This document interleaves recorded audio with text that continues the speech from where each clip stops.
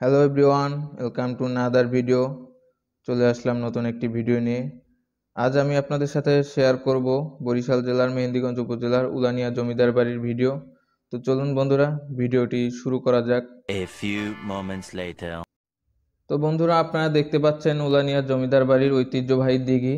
দিঘির চারপাশ ঘিরে রয়েছে উলানিয়া বাজার এবং এক পাশে রয়েছে বৃহত্তর মেঘনা নদী এবং পাশেই রয়েছে উলানিয়া ঈদগাহ মাঠ।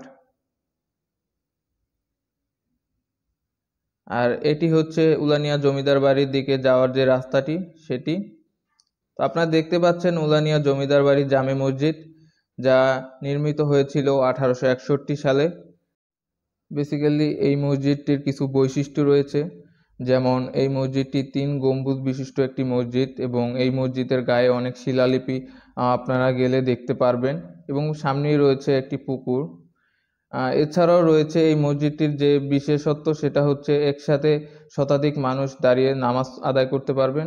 তো আমরা চলে এসেছি জমিদার বাড়ির খুব কাছাকাছি। তার সামনেই রয়েছে একটি হসপিটাল, ইউনিয়ন স্বাস্থ্য সেবা কেন্দ্র, এবং তার অপোজিটই রয়েছে একটি ডাকঘর। আর এটি হচ্ছে উলানিয়া জমিদার বাড়ির মূল ফটক। এই জমিদার বাড়িটি আনুমানিক 1700 সালে প্রতিষ্ঠিত হয়েছিল এবং এর প্রতিষ্ঠাতা হচ্ছেন সুবাদার হানিফ। মূলত সুবাদার হানিফ পেশায় ছিলেন একজন সৈনিক। তো তৎকালীন মেহেন্দিগঞ্জ উপজেলা বহিঃশত্রুর আক্রমণে জর্জরিত ছিল। তখন সুবাদার হানিফের উপর দায়িত্ব এসে পড়ে বহিঃশত্রুদের প্রতিহত করার জন্য, এবং তিনি সেই দায়িত্ব সঠিকভাবে পালন করেন এবং এখানে বসতি স্থাপন করেন। পরবর্তীতে তার উত্তরসূরিরা এখানকার জমিদার হন।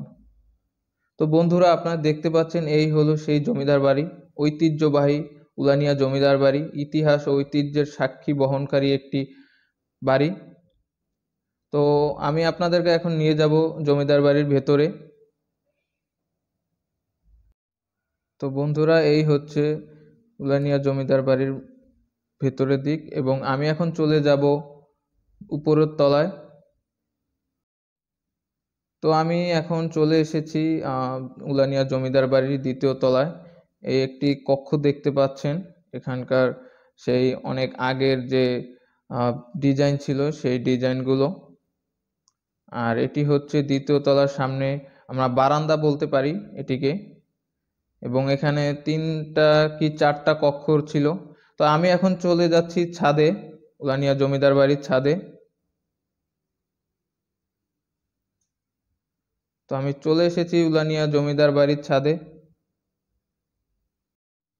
এবং রিসেন্টলি এই জমিদার বাড়ির রক্ষণাবেক্ষণের কাজ করা হয়েছিল, যার ফলে এই জমিদার বাড়ির সৌন্দর্যতা আরও বৃদ্ধি পেয়েছে এবং এখানে অনেক মানুষ ঘুরতে আসে বিকেলবেলা বিশেষ করে।